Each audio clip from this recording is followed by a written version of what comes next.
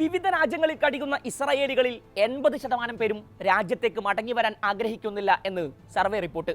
Israel ചാനലായ Kan TV ആണ് report പുറത്തുവിട്ടത്. ഒക്ടോബർ 7 ഹമാസിന്റെ ആക്രമണത്തിന് ശേഷം ആളുകൾ ഇസ്രായേലിലേക്ക് മടങ്ങാൻ വിമുഖത കാണിക്കുകയാണ്.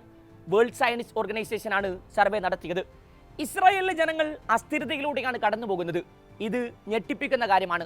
വേൾഡ് സയനിസ്റ്റ് ഓർഗനൈസേഷനിലെ ഓർഗനൈസേഷൻ ആൻഡ് റിലേഷൻസ് ഡിപ്പാർട്ട്മെന്റ് തലവൻ ഗുസ്റ്റി യെഹോഷോ ബ്രാവർമാൻ പറഞ്ഞു.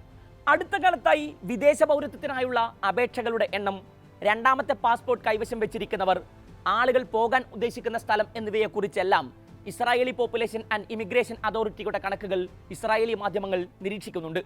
ഈ കണക്കനുസരിച്ച് നിരവധി പേരാണ് സ്പെയിൻ, പോർച്ചുഗൽ, അമേരിക്ക, ജർമ്മനി എന്നിവിടങ്ങളിലേക്ക് കുടിയേറാൻ നടപടി ആരംഭിച്ചിരിക്കുന്നത്. ഒക്ടോബർ 7 ശേഷം ഇസ്രായേലിൽ 1139 പേർ കൊല്ലപ്പെട്ടുവെന്നാണ് ഔദ്യോഗിക കണക്ക്.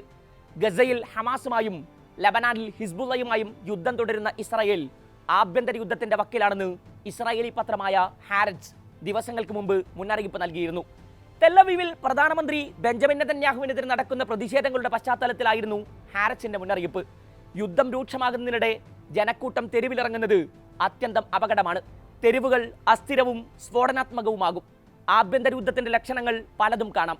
രാജ്യം ഒരു പൊട്ടിത്തെറിയുടെ വക്കിലാണെന്നും ഹാരറ്റ്സിന്റെ റിപ്പോർട്ടിലുണ്ട്. രാഷ്ട്രീയ നേതാക്കൾക്കെതിരെയും സൈനിക മേധാവികൾക്കെതിരെയും പ്രതിഷേധിക്കുന്നവരെ രാജ്യദ്രോഹികളായി മുദ്രകുത്തുന്നത് വലിയ വിനാശമാകും.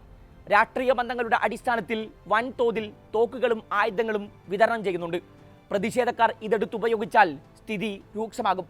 നെതന്യാഹുവിന്റെ നേതൃത്വത്തിലുള്ള സർക്കാർ അധികാരത്തിലുള്ളത് പേടി സ്വപ്നമായി മാറിയിട്ടുണ്ട്. സർക്കാർ നിരവധി വാഗ്ദാനങ്ങൾ നൽകിയെങ്കിലും അവ നടപ്പാക്കുന്നതിൽ പരാജയപ്പെട്ടു.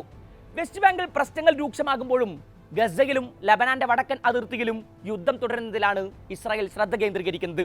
യുദ്ധം തുടരുകയാണ് സർക്കാരിന്റെ നിലനിൽപ്പിന് വേണ്ടതെന്നും റിപ്പോർട്ടിലുണ്ട്. 2024 ഭീകരവും പ്രശ്നങ്ങൾ നിറഞ്ഞതുമായ വർഷമാകും. പ്രതിസന്ധികളുടെ പരമ്പരയാണ് വരാൻ പോകുന്നത്. യുദ്ധത്തിൽ കൊല്ലപ്പെട്ടവർ, ഗസയിലെയും ലബനാൻ അതിർത്തിയിലെയും ചെറുത്തുനിൽപ്പുകൾ, ഹമാസിന്റെ കൈവശമുള്ള ബന്ദികൾ എന്നിവയെല്ലാം ഇസ്രായേലിന്റെ മുമ്പിൽ പ്രതിസന്ധിയായി തുടരും.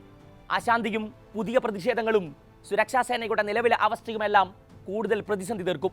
ഇതിനു പുറമെയാണ് രാജ്യം നേരിടുന്ന ഗുരുതര സാമ്പത്തിക പ്രതിസന്ധിയെന്നും പത്രം ചൂണ്ടിക്കാട്ടുന്നു. കഴിഞ്ഞ ദിവസങ്ങളിൽ 10,000-കണക്കിന് പേർ പങ്കെടുത്ത പ്രതിഷേധ പ്രകടനങ്ങൾ തെല്ലവീവിനെ പ്രകമ്പനം കൊള്ളിച്ചിരുന്നു.